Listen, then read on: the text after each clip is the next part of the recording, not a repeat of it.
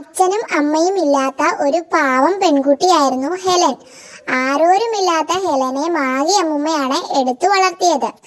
ഒരു ദിവസം അമ്മുമ്മ ഹെലനെ അടുത്ത് വിളിച്ചു പറഞ്ഞു, മോളെ, എനിക്ക് അവസാനമായി ഒരു ആഗ്രഹമുണ്ട്. എനിക്ക് ഈ നാട്ടിലെ രാജകുമാരിയുടെ തോളിൽ ഇരുന്ന് സവാരി ചെയ്യണം.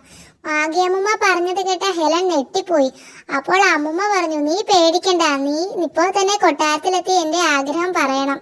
ഹെലൻ മനസ്സില്ലാ മനസ്സോടെ കൊട്ടാരത്തിലേക്ക് പുറപ്പെട്ടു.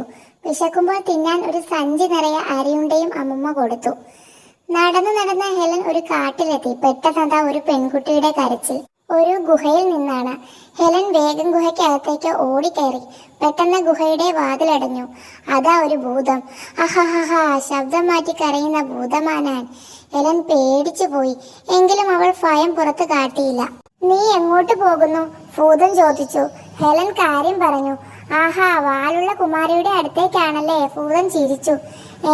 ഹെലൻ അമ്പരന്നു. അതെ, രാജകുമാരിക്ക് വാലുണ്ട്. രാജാവിനും കുമാരിക്കും മാത്രമേ ഇക്കാര്യം അറിയൂ. കുമാരിക്ക് എങ്ങനെയാ വാലുണ്ടായത്? ആഹാ, നിന്നെ പോലെ ഒരിക്കൽ കുമാരി എന്റെ ഗുഹയിൽ വന്നിരുന്നു. ഞാനൊരു തമാശയ്ക്ക് വാല് മുളപ്പിച്ചു. എന്താ, നിനക്കും വേണോ വാല്? അയ്യോ വേണ്ട, എന്നെ ഒന്നും ചെയ്യാതിരുന്നാൽ ഈ അരിയുണ്ട മുഴുവൻ തരാൻ. ഹെലൻ സഞ്ചി ഭൂതത്തിന് കൊടുത്തു. ഭൂതം അവളെ വെറുതെ വിട്ടു. ഹെലൻ കൊട്ടാരത്തിലെത്തി. രാജാവിനെ മുഖം കാണിച്ചു. എന്നിട്ട് അമ്മുമ്മയുടെ ആഗ്രഹം പറഞ്ഞു. അത് കേട്ടതും രാജാവ് കോപം കൊണ്ട് വിറച്ചു. ആരെവിടെ? ഈ അഹങ്കാരിയെ പിടിച്ചുകെട്ടി തുറങ്കലിൽ അടയ്ക്കൂ. ഭടന്മാർ ഹെലനെ ഉടനെ തടവിലാക്കി.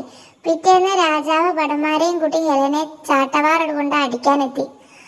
അപ്പോൾ ഹെലൻ രാജാവിന്റെ ചെവിയിൽ രഹസ്യമായി രാജകുമാരിയുടെ വാലിന്റെ കാര്യം പറഞ്ഞു. രാജാവ് നെട്ടിപ്പോയി. അപ്പോൾ ഹെലൻ പറഞ്ഞു, മഹാരാജൻ, എന്റെ അമ്മുമ്മയെ കുമാരിയുടെ തോളിലിരുത്തിയാൽ വാല് പോകും. അത് കേട്ട രാജാവ് ഉടനെ ഭടന്മാരെ അയച്ച മാഗി അമ്മുമ്മയെ കൊട്ടാരത്തിൽ വരുത്തി. തോളിലിരുത്തിയാൽ വാല് പോകുമെന്ന് രക്ഷപ്പെടാൻ വേണ്ടി ഹെലൻ വെറുതെ പറഞ്ഞതാണെന്ന് രാജാവുണ്ടോ അറിയുന്നു. വൈകാതെ അമ്മുമ്മയെ രാജകുമാരി തോളിൽ കയറ്റി നടക്കാൻ തുടങ്ങി. ഹായ്, എന്ത് രസം! രാജകുമാരിയുടെ തോളിലിരുന്ന അമ്മുമ്മ ചിരിക്കാൻ തുടങ്ങി. ദൈവമേ, കുമാരിയുടെ വാല് പോയില്ലെങ്കിൽ തന്റെയും അമ്മയുടെയും തല പോവും, ഹെലൻ ഉറപ്പിച്ചു. പക്ഷെ അല്പം കഴിഞ്ഞപ്പോൾ കുമാരിയുടെ വാല് അതാ അപ്രതീക്ഷിതമായി. രാജാവിനുണ്ടായ സന്തോഷം അദ്ദേഹം ഹെലനും അമ്മുമ്മയ്ക്കും കൈ നിറയെ സമ്മാനങ്ങൾ നൽകി തിരിച്ചയച്ചു. തിരിച്ചു പോകുമ്പോൾ ഹെലൻ ചോദിച്ചു, എന്നാലും എന്റെ അമ്മുമ്മേ, ഭൂതം കൊടുത്ത വാല എങ്ങനെ മാറ്റിയെടുത്തു? അതോ, പണ്ട് ഈ ഭൂതം എന്നെയും പിടിച്ചിരുന്നു.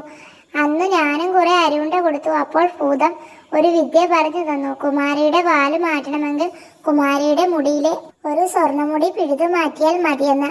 കുമാരിയുടെ തോളിലിരുന്ന ഞാൻ സൂത്രത്തിൽ സ്വർണ്ണമുടി പിഴുതു മാറ്റിയതല്ലേ? അത് കേട്ട ഹെലൻ അത്ഭുതത്തോടെ അമ്മുമ്മയെ നോക്കി.